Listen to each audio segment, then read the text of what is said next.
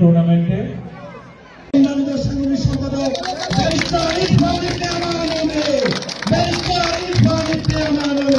সবাই কথা দিয়ে তাকে উৎসাহ করবেন এবং শুভেচ্ছা জানাবেন।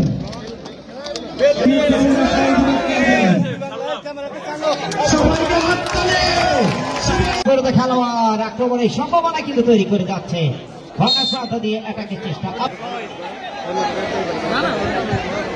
স্বপন 14 নম্বর জার্সি পরে খেলোয়াড়, ভুল পাস, আক্রমণের সম্ভাবনা এই পর্যায়ে কিন্তু বাধাগ্রস্ত করলেন স্বপন। পাঠা নিয়ে 6 নম্বর জার্সি পরে খেলোয়াড়, দুর্বল খেলোয়াড় আক্রমণে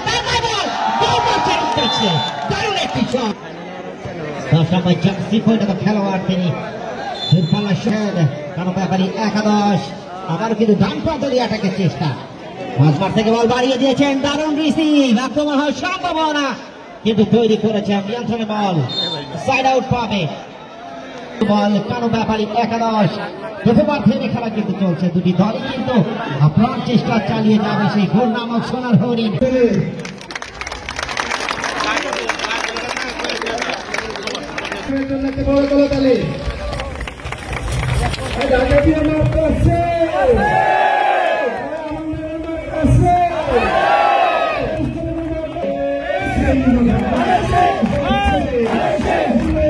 কিন্তু 8 সাল পরে বাংলাদেশে কোন নির্বাচন হয় নাই।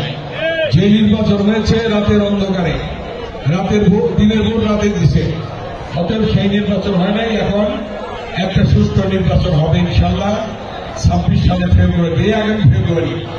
আজকে নভেম্বর প্রায় শেষ, ডিসেম্বর, জানুয়ারি, ফেব্রুয়ারি 2 মাস আছে। এই 2 মাস পরে নির্বাচন। আমি বলেছি একাত্তর ইউনিয়নের ভাগ্যতা এবং আমিনবাজার ঘুরে দেখেছি। আয়োজন করা হয়েছে স্বাধীনতার ঘোষক রণাঙ্গনের বীর মুক্তিযোদ্ধা বাংলাদেশের অন্তরের মা আপসীন দেশনেত্রী বেগম খালেদা জিয়াকে মঞ্জুর করুন। রব্বুল আলামিন দেশের জনগণের নেতৃত্ব দিতে পারে সেই তৌফিক দান করুন। জনাবে তারেক রহমান করুন।